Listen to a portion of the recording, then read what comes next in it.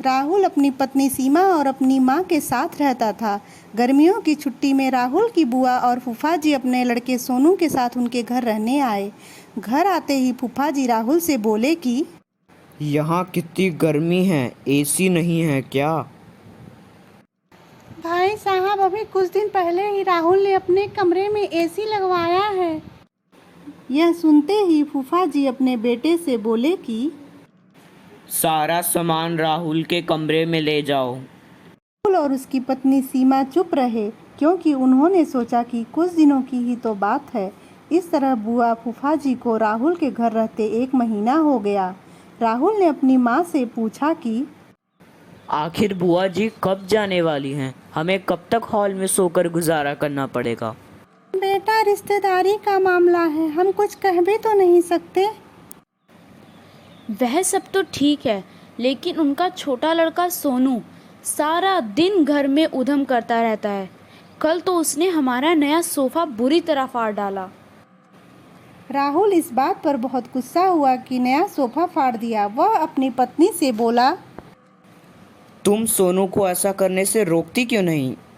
जब से बुआ फूफा जी आए हैं, कुछ ना कुछ खाने की डिमांड करते हैं, जिससे मेरा और माँ जी का सारा दिन रसोई में बीत जाता है।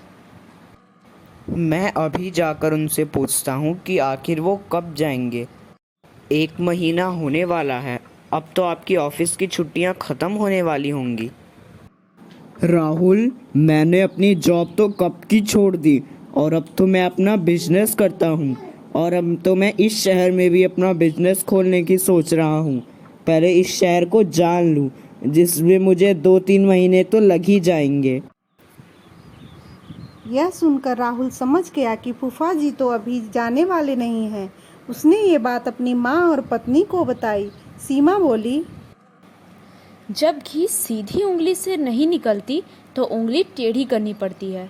इनकी साथ भी कुछ ऐसा ही करना होगा। यह काम अब आप मुझ पे छोड़ दीजिए। उसी रात बुआ और फूफा जी कमरे में थे। तभी उनका लड़का सोनू चिल्लाता हुआ उनके पास गया और बोला कि मम्मी मम्मी, अभी मैंने एक चुड़ैल को देखा। तभी एक चुड़ैल वहां आ गई। बुआ और फूफा जी को बोली कि तुम में से कौन पहले मेरा भोजन बनना चाहेगा? चुड़ैल को देखकर वह बहुत डर गए और सुबह होते ही उस घर से चले गए। उनके जाने के बाद सबने चैन की सांस ली। सीमा की सास ने सीमा से कहा कि तू तो बड़ी अच्छी चुड़ैल बनती है।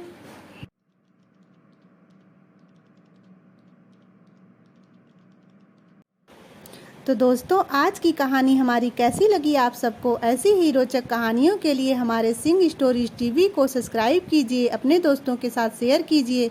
मिलते हैं किसी और ऐसी रोचक कहानी के साथ। तब तक के लिए नमस्कार दोस्तों।